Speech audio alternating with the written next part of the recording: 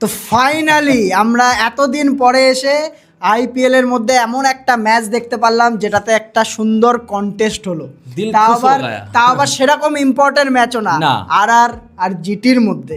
হ্যাঁ, Tushar Deshpande you beauty steal the show, পুরোপুরি একদম আজকের শো চুরি করে নিয়ে গেছে তুষার দেশপান্ডে এসে লাস্টে। আমার এটা বলতে কেমন লাগছে জানি না, তুষার দেশপান্ডের নামে এটা বলতে হচ্ছে। লাস্ট ওভার যা বল করে গেছে, যা কন্ট্রোল দেখিয়েছে ও, 4টে পরপর ইয়র্কার, পুরোপুরি রাজস্থানের যদি এইখানে ম্যাচ জেতার কথা থেকে থাকে তো একমাত্র তুষার দেশপান্ডের এখানে বড় কথা। রাজস্থান কিন্তু নিজের বাস নিজে কিভাবে দিচ্ছিল আরেকটু হলেই সেটা নিয়ে আলোচনা করবো এই ভিডিওর মধ্যে। আর ওদিকে দিল্লি কিন্তু মুম্বাইকে হারিয়ে দিয়েছে দোস্ত। দিল্লি আমরা ভিডিওর মধ্যে আলোচনা করেছিলাম কিনা যে দিল্লির টিম আর মুম্বাইয়ের টিম, এই দুটো টিম কিন্তু সব থেকে অন পেপার সব থেকে স্ট্রং লাগছে দেখতে। তো দিল্লিকে কিন্তু এই বছর একদম গ্রান্টেড নিলে হবে না আমাদের। এখানে আমাদের KL রাহুল, অক্ষর প্যাটেলের টিম মুম্বাইয়ের এরকম স্ট্রং টিমকে হারিয়ে দিয়েছে। তো দুখানা খেলা আজকে দেখলাম, দুখানায় সেরা সেরা খেলা হয়েছে। লাস্টে এসে কন্টেস্টও আমরা দেখতে পারলাম শেষমেশ এসে। তো এই ভিডিওর মধ্যে আমরা জিটিআর তো আলোচনা করবো, দিল্লি আর মুম্বাইয়ের ভিডিওটাও আলোচনা করবো, ম্যাচটা নিয়ে জিটিআর রাজস্থানে নিয়ে আলোচনা। হ্যাঁ, প্রথমে এটা নিয়েই আসি। অবশ্যই কি ম্যাচ হলো। প্রথম কথা, রাবাডা আর রাশিদ খান দুজনে একদম ম্যাচ বের করে নিয়ে বেরিয়ে যাচ্ছিল, মানে একসময় তো মনে হচ্ছিল ভাই ম্যাচ তো গিয়েও। হ্যাঁ, জিটি দেখ এখানে জিটির হাতের ম্যাচই ছিল, কিন্তু যে পরপর রবি বিষ্ণই যে পার্থক্যটা সৃষ্টি করেছে 4টে উইকেট নিয়ে, সেই যদি এই পার্থক্যটাও না করতো, ওই 4টে উইকেট না নিত, মানে অ্যান মকে পেয়ে এসে আর কি উইকেটগুলো না নিত। এখানে তুই ভাব একবার গ্লেন ফিলিপস, তারপরে ওয়াশিংটন সুন্দর, রাহুল ত্রিপাঠিয়া, আবার শাহরুখ খান, তারপরে আবার জস বাটলারের পেয়েছে সাই সুদর্শনের উইকেট, মেন উইকেট এখানে দেখতে গেলে। তো আমি এখনো অবধি বুঝতে পারছি না জিটির মধ্যে শাহরুখ খান, রাহুল ত্রিপাঠিয়াকে কেন খেলাচ্ছে ওরা। তুই আমাকে বল, এদের মধ্যে কোনো একজনকে খেলায় যে প্রত্যেক টিমে একটা করে একটা এরকম মাল থাকেই যারা খেলতে হয় টিমের মধ্যে, কিছু করার নেই, কারণ নাহলে ইন্ডিয়ান স্লট ভরার জন্য। তুই দেখ শাহরুখ খান আজকে ইমপ্যাক্ট হিসেবে এসেছে, ইমপ্যাক্ট করলো, মেন জায়গাতে তো কোনো কাজে লাগলো না। সাই সুদর্শন কি সুন্দর একটা ইনিংস খেলে গেল তোর 73 রানে 44 বলে। শুভমান গিল কিন্তু আজকে খেলেনি, শুভমান গিল ক্যাপ্টেন্সি করেনি, চোট ছিল বাবুর, এর জন্য রাশিদ খান কিন্তু ক্যাপ্টেন্সি করেছে। তো এখানে সাই সুদর্শন তো ভালো খেলে গেছে, এখানে বলতে হবে। পুরো ম্যাচ একদম ওয়ান সাইডেড করে দিয়েছিল। 200 রান, যদিও বা 200-র উপরে রান ছিল, 210 ছিল, 210, হ্যাঁ ওরা 210 করেছিল। কুমার কুশাগরা নতুন প্লেয়ারটাকে খেলিয়েছে, ঠিক আছে, প্রথম ম্যাচ 18 রান করেছে ওর সঙ্গে। এদিক দিয়ে সাই সুদর্শন যেহেতু ছিল, ওই দিক থেকে ও একটা মানে সাথ দিচ্ছিল ওর সাথে আর কি। জস বাটলারকে নিয়ে তুই কি বলবি? জস বাটলারকে তুই এমন একটা জিনিস ভাব, তুই জস বাটলার, তুই জিটির টিম, ঠিক আছে, তুই একটা প্লেয়ার জস বাটলারের মতো প্লেয়ারকে নিয়েছিস, গত বছর অকশনে নিয়েছে, নেওয়ার পরে তুই ওর উপরে পুরোপুরি ভরসা করবি কিনা সেটা বল। জস বাটলারের মতো প্লেয়ার যে টি20-র একটা লেজেন্ডের মধ্যে একজন, ক্রিস গেল, ব্র্যান্ডন ম্যাককালামের লেভেলে কিন্তু পড়ে প্লেয়ার। তাহলে টি20 10টা ব্যাটসম্যানের মধ্যে ওকে আমি 2-3 নম্বরে রাখবো। গত বছরে সেরকম কিন্তু পারফরম্যান্স ছিল না, এই বছর এসেও 14 বলে মাত্র 26। আরেকটা আমি ভাই একটুখানিতে আমি মানে এটাকে এগ্রি করবো না। কিসে? জস বাটলারের মতন প্লেয়ারকে ওপেনিং না নামিয়ে, এই জিনিসটাও কিন্তু একটা ব্যাপার, যেখানে শুভমান গিল ছিল না আজকে, শুভমান গিল যেখানে ছিল না, ও কিন্তু পাওয়ার প্লেতে আসা মানে নিশ্চয়ই মনে আছে আপনাদের ইয়াশস্বী জয়সওয়াল আর জস বাটলার কি ধামাকা মাচা তো একদম ইয়ের মধ্যে রাজস্থানের টিমে থাকতে, তাহলে এই প্লেয়ারটাকে কেন ইউজ করছে না? অবশ্যই জস বাটলার কিন্তু এখানে ফুল পটেনশিয়াল ইউজ হচ্ছে না, এমনিও ফর্মে নেই জস বাটলারের মতো প্লেয়াররা। আর তো বললাম গ্লেন ফিলিপসকে কিন্তু আমরা গত ম্যাচেও বলেছিলাম যে গ্লেন ফিলিপসকে এখানে বসিয়ে আমার মতে জেসন হোল্ডারকে খেলানো উচিত, যে 7 নম্বর এসে 6-7 নাম্বার এসে গান বোলার, কোনো সন্দেহ নেই এতে। টি20-র মানে one of the most experienced player Jason holder, plus এখানে এই টি20 ওয়ার্ল্ড কাপের যে ফর্মটা নিয়ে এসেছিল, ব্যাটিং ফর্ম, ফিনিশিং করছিল, সেই ফিনিশিং কিন্তু জিটি ইউজ করছে না।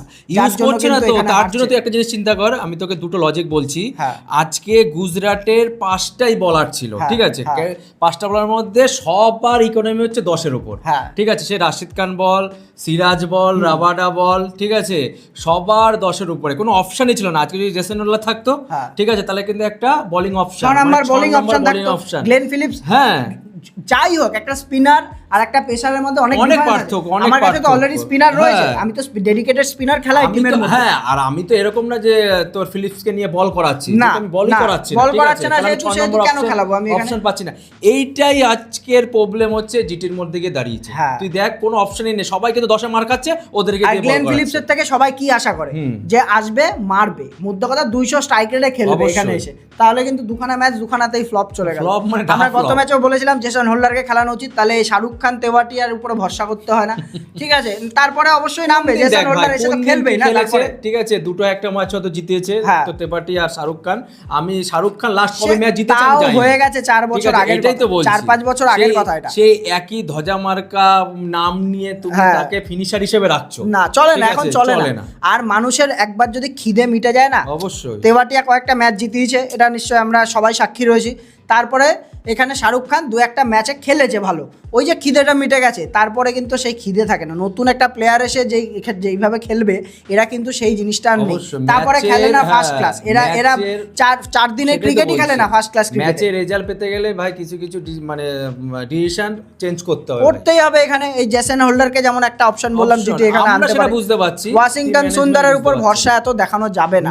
বোলিং এ ভরসা দেখাও ঠিক আছে, ব্যাটিং এ কিন্তু ও কোনোদিন এসে বড় স্ট্রাইক রেটে খেলতেই পারবে, সেটাই তো জাস্ট টেকনো দেওয়ার মতো, টেকনো দেওয়ার মতো। 8 নম্বরের 7 নম্বরের ধরলাম আমি, 7 নম্বরের প্লেয়ার যে এসে ব্যাট করতে পারে, সেটাতে দেখ না 200। তুমি এখানে টি20 তে কিন্তু ওয়াশিংটন সুন্দরের উপরে ভরসা করলে হবে না, এটা রয়েছে। এদের কথা তো বললামই। তারপরে ওখানে যদি তুই ইয়ের কথা বলি, রাজস্থানের বোলিং এর উপরে আসি, রবি বিষ্ণয় তো বললাম এখানটা, রবি বিষ্ণয় এটাই তো বললাম যে গুজরাটের বোলিং আর রাজস্থানের বোলিং এর মধ্যে পার্থক্য কোথায়? 4 ওভারে 41 রান 3 উইকেট, 4 উইকেট পার্থক্য, ঠিক আছে। আর আরেকটা পার্থক্য যেটা বলছি, দেখ যখন জাদেজা আর হচ্ছে তোর রিয়ান পারাগ, ঠিক আছে, জাদেজা কিন্তু 2 ওভারে কত খেলো? 25। 2 ওভারে 25, তাহলে ওদের উপর একটা কিন্তু আরেকটা অপশন পেয়ে গেল, কে? রিয়ান পারাগ 1 ওভার বল করে 11 রান দিয়ে 1 উইকেট নিয়েছে। তার মানে কি আমার 6-7 নম্বর বোলিং অপশন আছে, ঠিক আছে। এই একটা কিন্তু ভাইটাল পয়েন্ট, যেটা বার্গার ভালো বল করে দিচ্ছে প্রত্যেক ম্যাচে। জোফরা আর্চারে হয়তো কলামে উইকেট দেখা যাচ্ছে না, কিন্তু 19 নম্বর ওভারটা এসে কি করলো বল, ওর জন্য কিন্তু ম্যাচটা জিততে পেরেছে। সত্যি, নালে রাবাডা আর হচ্ছে রাশিদ খান দুজনে যা খেলছিল, আরামসে 2 ওভারে 16 রান হয় না। আর আজকে 2 ওভারে 16 রান হয় না থেকে এই জাফরা আজারের ওভারটা দেখে আমাদের আর কি ভিডিওর প্রতি আরো এনার্জি বেড়ে গেল। সত্যি কথা, এই জায়গাটায় যে ওরা রাজস্থান যে এখানে ওদের ক্যারেক্টার দেখালো যে করবে। তুষার দেশপান্ডেকে তুই ভাবতে পেরেছিস যে তুষার দেশপান্ডে আমরা তখন যখনই দিল তখন এই যে এটাই বলছি আমরা যখন আলোচনা করছিলাম যে সন্দীপ শর্মার আছে, বার্গার আছে, ঠিক আছে, নামে বার্গার থাকতে তুষার দেশপান্ডেকে দিয়েছে। রিয়ান পারাগের কিন্তু এটা ছিল, তাহলে রিয়ান পারাগের কিন্তু একটা কিন্তু বোল্ড কল ছিল ভাই, এটা একদম, এটা কিন্তু একটা বোল্ড কল ছিল। ক্যাপ্টেন্সি ইমপ্রুভ হচ্ছে, আস্তে আস্তে ইমপ্রুভ হচ্ছে এখানে। তো এখানে রাবাডা রাশিদ খান দুজনে ভালো করে, ওদেরও প্রশংসা করতে হবে এই জায়গাটায়। আর আমি যদি এখানে রাজস্থানের ব্যাটিং এর উপরে আসি, আমি যারা ভালো খেলেছে তার আগে একটা অপশনে আমি আসতে চাই, ঠিক আছে। দেখ সিমরান হেটমায়ার সারা টি20 ওয়ার্ল্ড কাপে কোথায় খেলেছে? 3 নম্বরে। কেমন ব্যাটিং করেছে নিশ্চয়ই মনে আছে আপনাদের। তাহলে তুই ভাব এই প্লেয়ারটাকে, যেখানে জয়সওয়াল আর হচ্ছে বৈভব সূর্যবংশী প্রত্যেক ম্যাচে ভালো ব্যাটিং করে যাচ্ছে, 3 নম্বরে এখানে ধ্রুব জুরেল খেলেছে। আমি মানছি যে ভালো খেলেছে, হ্যাঁ, ওরা ধ্রুব জুরেলে তো ইয়ে করেছে পার্টনারশিপ, কি 75 রান করেছে, 42 বলে 75। তো জয়সওয়ালের 50 ছিল। তারপরে আমি 3 নম্বরে, যখন এরা এত সুন্দর শুরুয়াত দিয়েই গেছে, তাহলে 3 নম্বরে আমি হেটমায়ারকে কেন খেলাচ্ছি না? সেটাই তো আমি, ঠিক আছে, জুবদুরলকে 3 নম্বরে খেলাচ্ছে না, 4-এ খেলা, সেখানে 4-এও না, রিয়ান পারাগ 4-এ নামছে, তারপরে রিয়ান পারাগ 4 নম্বর ছাড়বে না তো, সেটাই রিয়ান পারাগ 4 নম্বর ছাড়বে না, জুবদুরলকে হয় 5-এ খেলতে হবে, রিয়ান পারাগ 4-এ আসবে। তুমি ক্যাপ্টেন, তোমার টিমের রিকোয়ারমেন্ট দেখতে হবে না ওইখানে। আমি স্যাক্রিফাইস আমি আগে করব। তুমি এখানে যখনই এত রান হচ্ছে, তখনই 210 কি এটা 230ও হতে পারতো যদি এখানে 3 নম্বরে হেটমায়ারকে দেখ কি করলো। হেটমায়ার 8 বলে 18, দেখ ও কিন্তু ফর্মে আছে, কিন্তু ওকে খেলানো হচ্ছে না জায়গা মতো, মুদ্রা কথা হচ্ছে এটা। তো এটা ছিল ডোনোভান ফেরেরা ফ্লপ গেছে, রবীন্দ্র জাদেজা 7 রানে আউট হয়েছে। 7 রানে থালা পরের রিজন, আগের দিন খেলেছে ম্যাচ, এই জন্য তো মনে পড়ছিল থালার কথা। তো যাই হোক, ম্যাচটা দেখে খুব মজা পেয়েছি, রাজস্থানের মজা পেয়েছি। মানে এক সময় সেটা তো বললাম যে এর আগে খুব আনপপুলার ম্যাচ কিন্তু এইগুলো, এই ম্যাচগুলো বললাম যে, আর এই ম্যাচগুলোতে জালওয়া দেখা যায় কিন্তু আসল আইপিএল এর যে তুষার পান্ডে আজকের নায়ক ভাই। হ্যাঁ, আজকের নায়ক। আর রবি বিষ্ণয়, রবি বিষ্ণয় এসে তো খেলা চেঞ্জ করলো। নাহলে তো সাই সুদর্শন, জজ বাটলার যখন ছিল, কে বলতো এই ম্যাচ হেরে যাবে, একতরফা পুরো 10 রান বেশি করে চলছে, 12 ওভারে 130, 13 ওভারে 140 এরকম করে চলছে। ভাই ব্যাপক ম্যাচ, অনেক দিন পর একটা ভালো ম্যাচ দেখলাম। ভালো দেখলাম। এই আইপিএল এর প্রথম একদম কন্টেস্টের ম্যাচ, এটা এটা এটা একদম তবে জিটি কে শুধরাতে গেলে ঠিক আছে অনেক কিছু বোল্ড ডিসিশন নিতে লাগবে, ঠিক আছে। আর ওদের অশোক শর্মা একটা মেনশন করতে হবে, 154 তে বল করে দিয়েছে আজকে, হাইয়েস্ট এখনো 154.4 সামথিং এরকম ছিল, জোশটা দেখাচ্ছে, গতি, জোশ। তো অশোক শর্মা এবছর মনে কর মায়াঙ্ক যাদবের জায়গাটা নিয়েছে, মায়াঙ্ক যাদব খেলবে কিনা জানি না। তো যাই হোক, জিটি এখানে আরো ইমপ্রুভ করতে হবে, মিডল অর্ডার লোয়ার মিডল অর্ডারে জেসন হোল্ডারকে খেলালে অনেক ব্যালেন্স পাবে আমি মনে করি টিমের মধ্যে। সবচেয়ে ব্যালেন্স পাবে হচ্ছে বোলিং অপশন। রাজস্থান রয়্যালস দুটো ম্যাচই কিন্তু জিতে বসে থাকলো, টপে চলে গেছে। আর এত আজকে এইভাবে জিতলো, এত আগে থাকতে আগের দিনের ম্যাচটাও ভালো জিতেছিল চেন্নাইয়ের সঙ্গে, তো এটা মোটামুটি গেল। আর অন্যদিকে যেটা হয়েছিল সকালের ম্যাচে, দিল্লি কিন্তু ভাই সাহেব মুম্বাইকে এখানে একদম হারিয়ে দিয়ে চলে গেছে। দিল্লি তার পুরোপুরি পোটেনশিয়ালে খেলেছে, যে রকম প্লেয়ারদের নিয়েছে ঠিক আছে সেরকম প্লেয়াররা এখানে পারফরমেন্স করেছে। অক্ষর প্যাটেল থেকে শুরু করে, প্রথমে যদি আমরা বোলিংয়ের উপরেই আসি দিল্লির, প্রথমেই তোর অক্ষর প্যাটেল ক্যাপ্টেন্সির কথা বলতে চাই আমি, অক্ষর প্যাটেলের ক্যাপ্টেন্সি, কারণ হচ্ছে ও কিন্তু প্রথমে 2টো উইকেট তুলেছে, যে প্রথমে যে তুললো আমাদের মুকেশ স্টার্ক এসেছিল বলে, যে প্রথমে এসে রোহিত শর্মা তোর রায়ান রিকেলটন আর হচ্ছে তোর কাজ ছিল তিলক বর্মা যে একবারে 2টো উইকেট তুললো, তারপরে এসে কিভাবে আটকে ধরেছিল মুম্বাইয়ের টিম। আমরা এই বছর কি দেখলাম, যদিও আমরা অন পেপারেও কথা বলি ঠিক আছে, এই বছর কি দেখেছি বাদ দিলাম আমি, অন পেপারে যদি কথা বলি মুম্বাইয়ের টিম কিন্তু 11-র নিচে কিন্তু রান রেট রাখে না যে কোনো টিমই। সেইখানে এসে অক্ষর প্যাটেলের ক্যাপ্টেন্সি, গুড ডিসিশনস, বোলিং তোর সেট আপ যেভাবে করেছিল, বোলিং চেঞ্জেস যেভাবে করছিল, যেমন ভিপ্রাজ নিগমকে কিন্তু পাওয়ার প্লেতে 2 ওভার দিয়েছে, নিজে এসে 1 ওভার করেছে, নাটরাজনের ওভার আটকে রেখেছিল, এটা একটা মাইনাসেও গেছে পরে গিয়ে যদিও বা। তো এই জিনিসগুলোর জন্য কিন্তু ওদের 7.5 রান রেট কিন্তু রেখে দিয়েছিল। আমার মনে হচ্ছিল এই ম্যাচও 200 যেত, ঠিক আছে। মাঠ আজকে কঠিন ছিল, দিল্লির মাঠ কিন্তু যেমন বিহেভ করে সেরকম বিহেভ করেনি। 163 রান হয়েছে দিল্লির মাঠে, কিন্তু মিনিমাম 180-90 উপরে রান হয় অরুণ জেটলি স্টেডিয়াম, কারণ আইপিএল এর জন্য অন্যরকম পিচ তৈরি করে ওরা। আর তো যদি এই কথা বলা হয়, মুকেশ স্টার্ক তো বললাম 2 উইকেট পেয়েছে দিল্লির হয়ে, তারপর রোহিত আর সূর্যার একটা ছোট্ট পার্টনারশিপ হয়েছিল, 50 করেছে, সূর্যা 50 করেছে, রোহিত শর্মাও ভালো খেলছে, রোহিত শর্মা অরেঞ্জ ক্যাপ পেয়ে গেছিল, কিন্তু তারপরে এসে আবার সেকেন্ড ম্যাচটা স্টার এসে নিয়ে গেছে মানে সেকেন্ড ইনিংসে। ভাই কি খেলছে বলতো সামির রিজভির উপরে আসছে, দিল্লির উপরে যখন আসছে, আমি এটা নিয়ে বলতে চাই আগে মুম্বাইয়ের ব্যাটিং নিয়ে। তারপরে হচ্ছে তোর কথা যদি বলা হয়, রাদারফোর্ড চলেনি আজকে, নমনদীপ চলেনি। মুম্বাইয়ের কিন্তু আজকে মানে কতটা উইক হতে পারে মুম্বাইয়ের টিমটা, আজকে কিন্তু এটার প্রমাণ পাওয়া গেল। মানে ভালনারেবল যেটাকে বলে, দুর্বলতা যতটা হতে পারে, হ্যাঁ ওইটাই ব্যাপার। ও আজকে তারপর আরেকটা ম্যাচ কঠিন ছিল, মাঠ কঠিন ছিল, মানলাম আমি। আজকে ক্যাপ্টেনগুলি কি করছে, মুম্বাইয়ের ক্যাপ্টেন আজকে হঠাৎ করে বসে পড়ে, কোনো খবর নেই, নিউজ নেই, কি করলো, টসের সময় দেখলাম ক্যাপ্টেন কে সূর্যা কুমার যাদব, মানে কোনো ভাই আগে থেকে কোনো ডিসিশন কি আমি বুঝতে পারছি না। তাহলে হার্দিক পান্ডিয়া কিন্তু কলার উঁচু করে বসে রয়েছে, একটা ম্যাচ খেলেনি, একটা ম্যাচ ক্যাপ্টেন্সি করে, এদিকে হচ্ছে তোর হার্দিক পান্ডিয়া, এদিকে গিল, মানে কি গিল তো বাবুর মতো না, মানে এটা বুঝতে পারছি না ক্যাপ্টেন কি করা দিচ্ছে না। তিলক বর্মাকে নিয়ে আমি কিছু বলতে চাই। তিলক বর্মার কিন্তু দেখ এখন সিনটা কেমন এসে দাঁড়িয়েছে। তিলক বর্মা ওয়ার্ল্ড কাপে ফ্লপ যাচ্ছিল, সেইখানে কোথায় খেলানো হলো, 5-6 নম্বরে কিন্তু তিলক বর্মাকে খেলানো হলো। তারপরে এখন যা দাঁড়াচ্ছে গিয়ে, মুম্বাইতে কিন্তু 2টো ম্যাচ খেলেছে, 2টো ম্যাচে সেরকম পারফরমেন্স আমরা দেখতে পাইনি তিলক বর্মার ক্যালিবার অনুযায়ী। তো এখানে কি মুম্বাই ইন্ডিয়ান্স তাহলে কি 5-6 নম্বরে তিলক বর্মাকে দেখতে পারে? এটা আমার একটা প্রশ্ন আছে, এটা মুম্বাই ফ্যান্সরা কিন্তু কমেন্ট করে জানাবে যে মুম্বাই কি তিলক বর্মার পোটেনশিয়াল ইউজ করার জন্য কি 5-6 নম্বরে খেলাতে পারে এখানে তিলক বর্মাকে? এটা কিন্তু একটা ভালো একটা দিক রয়েছে যদি দেখতে পাই। কেননা আমার মনে হয় যে আরেকটা ম্যাচ যদিও দেখে, যদি এইভাবে যদি চলে, আমার মনে হয় তো তিলক বর্মার পজিশন সেটা থাকবে, ঠিক আছে। আইপিএল এর মধ্যে বলে যে একটা বলে যে মানে হেড টু হেড দেখিস না কম্পারিজন, এর সঙ্গে এর বিরুদ্ধে ভালো খেলতে পারে না, মাঝে মাঝে এই জিনিসগুলো সত্যি হয়ে যায়। তুই যেমন দেখ অক্ষর প্যাটেল ভার্সেস রোহিত শর্মা, কোনোদিন ভালো খেলতে পারে না ওর এগেইনস্টে, 100 স্ট্রাইক রেটে খেলে, 11 ম্যাচে 4 বার আউট করেছে, আজকে আউট করলো, 12 ম্যাচে 5 বার আউট করেছে। অক্ষর প্যাটেল এগেইনস্টে কিন্তু রোহিত শর্মা চলে না। তবে যাই হোক, আমরা স্টার্ট দেখছি রোহিত শর্মার তরফ থেকে, সেই ইনিংসটা দেখছি আস্তে আস্তে, যে এই জিনিসটা আমাদের ভালো লাগছে। আর যদি বলা হয় ওখানে সূর্য কুমার যাদবের 50 তো বললাম, যার জন্য কিন্তু খুব কঠিন ইনিংস খেলেছে 2টো প্লেয়ার আমি মনে করি এখানে, সেটা হচ্ছে সূর্য কুমার যাদব, 3টে প্লেয়ার, নিশাঙ্কা আর হচ্ছে সামির রিজভি।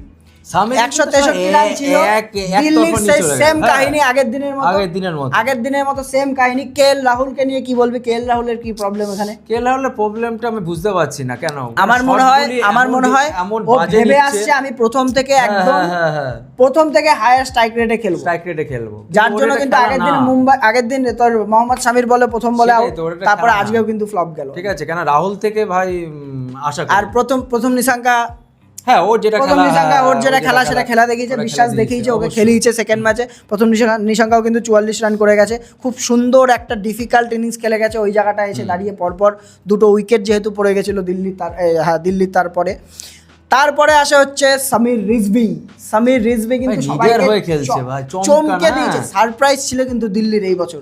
পরিষ্কার হিসাব সবাই জানতো কে খেলবে ইম্প্যাক্ট হিসাবে, আশুতোষ শর্মা অবশ্যই। সেখানে এইখানটা জানি না ওদের মধ্যে কি হয়েছে, সামির রিজভিকে নিয়ে যখন চেন্নাইতে নিয়েছিল 5 কোটি টাকা দিয়ে নিল, তখন যে এত হাইপ ছিল সামির রিজভি 2-3 বছর খেলতে পারলো না। এই বছর এসে দিল্লিতে দেখ প্রথম 2খানা ম্যাচে হাফ সেঞ্চুরি, ওই তা আবার কি বড় 70 রান, আজকে 51 বলে 90 রান। ইম্প্যাক্ট, এটা দ্য ইম্পর্টেন্ট প্লেয়ার ভাই একে বলে। আর 2খানা ম্যাচই কিন্তু ফেসে গেছিল দিল্লি, সেইখান থেকে গিয়ে কিন্তু সামির রিজভি 2খানা ম্যাচই জেতালো। শট কি ওরে 7খানা মনে 24 বলে 25 রান ছিল, সেখান থেকে 51 বলে 90 রান। ওখানে 7খানা মনে 7খানা 6। ও প্রথম থেকে কিন্তু খেলতে পারে না, দেখবি প্রথম থেকে আস্তে আস্তে টিকে এরকমই তো দরকার না যে আমার ম্যাচ সিচুয়েশন অনুযায়ী আমি খেলবো। হ্যাঁ, তো এখানে যাই হোক স্পেশালিস্টের কাজ করে দিয়েছে, একদম ইম্প্যাক্ট প্লেয়ারের কাজ করে দিয়েছে। আর হচ্ছে তোর মিলারের সঙ্গে একটা ভালো পার্টনারশিপ করেছিল, মিলার এসে মাঝখানে দিল্লির চলেনি খুব একটা, কিন্তু যা মনে হচ্ছে যেদিন মিলার চলবে সেদিনকে মিলার জিতাবে ম্যাচ, যেদিনকে স্টাফস চলবে, আগের দিন যেমন স্টাফস চলেছিল স্টাফ জিতিয়ে নিয়ে গেছে তোর ইয়ের সাথে, রেজভির সাথে। হ্যাঁ, আর শুধু ব্যাটিং না, বোলিং দেখ নটরাজনকে যেমন লাস্টে এনেছে, একদম এতটাও লাস্টে আনা উচিত না নটরাজন। আমি যদি বলি আমার মতামত অনুযায়ী, পুরোপুরি আমার কথা বলছি এটা, যে লুঙ্গি এঙ্গিরিকে আমার মনে হয় যে 13 ওভারের পর থেকে এসে 3 ওভার রাখা উচিত। হ্যাঁ, প্রথম আর নটরাজনকে আনো হচ্ছে পাওয়ার প্লের মধ্যে। নটরাজন কিন্তু পাওয়ার প্লেতে বেশি এফেক্টিভ হবে, আরও ও বল করে, ডেথ ওভারও বল করতে পারে। 2 ওভার অন্তত নটরাজনের পাওয়ার প্লেতে করাও, লাস্টে 2 ওভার রাখো, লুঙ্গি এঙ্গিরি লাস্টে 3 ওভার রাখো। তুই একটা জিনিস চিন্তা কর, লুঙ্গি এঙ্গেডি, তারপরে হচ্ছে তোর এদিকে দুটো স্পিনার, কোয়ালিটি স্পিনার, ওদের মধ্যে নিগম রয়েছে, আকসার প্যাটেল রয়েছে, কুলদীপ রয়েছে, 3খানা কোয়ালিটি স্পিনার। তারপরে হচ্ছে তোর এদিকে নটরাজন, লুঙ্গি এঙ্গিরি রয়েছে, তারপরে মুকেশ স্টার্ক তো এই বছরের সব থেকে বড় সারপ্রাইজ। মুকেশের প্রত্যেক বছর 10-এর নিচে ইকোনমির কোনো সিনই হবে না, এই বছর এসে আগের দিনও এসে সুন্দর বল করে গেছে, 3 ওভারে 17 রান। দেখলে মনে হয় না, কিন্তু এসে কিন্তু ভালো বল করে দিচ্ছে। সেটাই তো এইগুলো হচ্ছে কমা প্লেয়ার, যখন তুই যাকে আশা করবি না সে যদি খেলে ঠিকঠাক, সেই সিজনটা মনে করবি সেই টিমের জন্য সব থেকে পজিটিভ যাচ্ছে। দিল্লির কিন্তু দেখ ফাঁসছে, কিন্তু ফেসে কেউ না কেউ এসে কিন্তু পারফরম্যান্স করাচ্ছে। এটাই কিন্তু আইপিএল জেতার মূল মন্ত্র। কলকাতাকে 2024-এ দেখেছি আমরা এই জিনিসটা, এই বছর কিন্তু দিল্লির সঙ্গে আমরা এই জিনিসটা দেখছি। তার মানে আমরা তো প্রেডিক্ট করেছি, আমাদের 4টে টিম আমরা প্রেডিক্ট করেছি, দিল্লি, মুম্বাই, আরসিবি আর হচ্ছে পাঞ্জাব আর দিল্লি, এই 4টে টিম কিন্তু উঠছে এই পজিশনে কিন্তু যাচ্ছে। দেখ 1 থেকে 5-এর মধ্যে এরাই আছে। হ্যাঁ, দিল্লিও 2টো ম্যাচ জিতে বসে থাকলো। মুম্বাইয়ের বোলিং লাইন আপ এত স্ট্রং, স্যান্টনার ফেরত চলে এসছে আজকে আবার, তারপরে হচ্ছে তোর এদিকে দীপক চাহার এসছে, আর কি দরকার, আর এদিকে তো স্যান্টনার, দীপক চাহার, করবিন বস, তারপরে হচ্ছে তোর তোর আল্লাহগাজন ফাটকে তো বসিয়েছে আজকে, জাসপ্রীত বুমরা, যার কথা ভুলে যাচ্ছে, তারপরে তো আরেকজন আছে মায়াঙ্ক মার্কান্ডে খেলিয়েছে। তাহলে এই বোলিং লাইনআপের এগেইনস্টে কিন্তু দিল্লি ম্যাচ জিতিয়ে নিয়ে যাবে। এই কনফিডেন্সটা দিল্লির কিন্তু খুব কাজে লাগবে, অবশ্যই কাজে লাগবে, কেন মুম্বাইকে পুরো আনস্টপেবল টিম লাগছিল কিন্তু মুম্বাই ইন্ডিয়ান্সের একদম। তো মোটামুটি হ্যাঁ, আমাদের এখানে যা দাঁড়াচ্ছে এখন বর্তমানে, এই কটা টিম যারা আছে, রাজস্থান, দিল্লি আর হচ্ছে পাঞ্জাব আর হচ্ছে তোর মুম্বাই তাও একটা ম্যাচ হেরে গেল, এরা কিন্তু সবার উপরে উঠে বসে আছে। আমার মনে হয় এই 4-5টে টিমের মধ্যে মনে হয় কোয়ালিফাই করতে চলেছে। একদম রাজস্থানের গ্যারান্টি পাই না আমি, রাজস্থান কখন কি করে ফেলে, কারণ প্রথম দিকে ভালোই খেলে রাজস্থান, ঠিক আছে, তারপরে গিয়ে ব্লান্ডার করে ফেলে সব। এবার রিয়ান পরাগের আন্ডারে কেমন করে দেখা যাক। এত বছর তো সঞ্জু স্যামসনের আন্ডারে ছিল, সঞ্জু স্যামসনকে আমার দেখে নিজেই আমার মনে হয় যে কেমন একটা লো কনফিডেন্সে থাকে। রিয়ান পরাগ তো ধর সম্পূর্ণভাবে পায়নি না, মানে তোমার মানে কনফিডেন্স পায়নি ক্যাপ্টেনে, এই বছর প্রথম থেকে, হ্যাঁ এই বছর প্রথম থেকে আছে, তো দেখা যাক কি করে, কি হয় দেখা যাক। আমরা আবার পরের ভিডিও নিয়ে আজকে রাতে তো রয়েছে সুন্দর আরসিবির খেলা রয়েছে, চেন্নাই আরসিবির খেলা রয়েছে, হায়দ্রাবাদের খেলাও রয়েছে, আবার লখনৌকে কিভাবে থালা কি আসবে নাকি? থালা নেই, থালার খবর নেই এখনো অবধি, ডেওয়াল ব্রাভিসেরও খবর নেই, দেখা যাক কি হতে পারে। তার মানে কি প্রথম 3-4টা ম্যাচ মিস করবে, ডেওয়াল ব্রাভিসও মিস করবে। তার মানে কি চেন্নাই আর চেন্নাই ভাই গিও, চেন্নাই গিও না, ধোনি নেই, চেন্নাই নেই, আগের ভিডিও কনফিডেন্সই হারিয়ে ফেলেছে, কনফিডেন্স দেখা যায় ম্যাচের মধ্যে কি হয়। আজকের ভিডিও এখানে রাখছি, আপনারা জানাবেন কেমন, আপনাদের মতামত জানান কমেন্ট করে, কমেন্ট করছেন ভালো লাগছে, আমরা প্রত্যেকটা কমেন্টে রিপ্লাই করার চেষ্টা করছি। এই ভিডিও ভালো লেগে থাকলে লাইক করুন, you know the drill, channel subscribe, bell icon, good bye.